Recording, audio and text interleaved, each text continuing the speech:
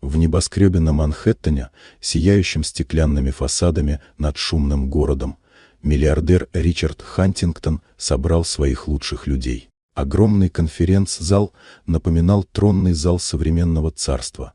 Длинный стол из черного дерева, экраны, отражающие силу корпорации, и десятки глаз, полных амбиций и скрытого страха. На столе лежал один единственный документ — контракт на иностранном языке, каждая строка которого казалась чужим кодом. Ричард бросил вызов с усмешкой, играя властью, словно это была игрушка. Обещание самолета как награды прозвучало не столько всерьез, сколько как насмешка над беспомощностью тех, кто считал себя вершителями судеб. Смех топ-менеджеров гулко отразился от стен, похожих на холодные зеркала.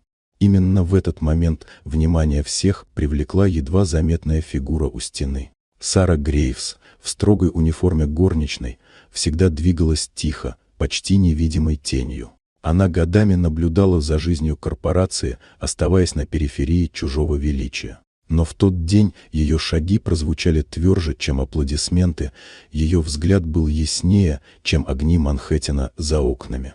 Она подошла к столу и, словно забирая у них оружие, подняла бумаги. Чтение превратилось в плавный поток речи. Слова чужого языка обретали форму, становились прозрачными, пугающе ясными. С каждой фразой, что звучало в ее устах, лица за столом темнели.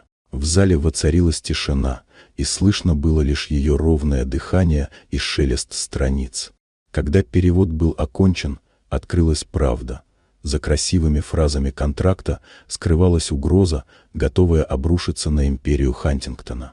Сара знала тонкости дипломатического языка, понимала ловушки формулировок.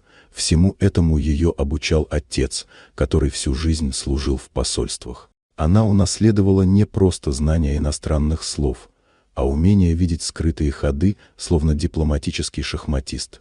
Ричард был поражен не только ее мастерством, но и тем, что именно эта женщина, та, кого никто не удостоил бы даже вопроса, оказалась единственной, кто видел опасность.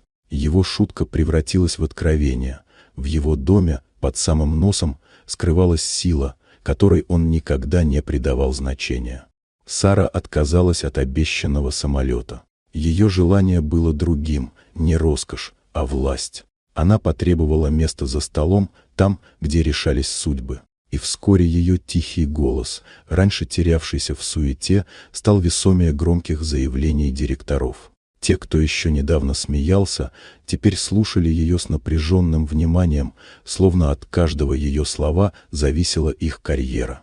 Так горничная превратилась в игрока. В день, когда смех сменился тишиной, началась новая игра, и правила в ней писала уже не корпорация, а Сара Грейвс.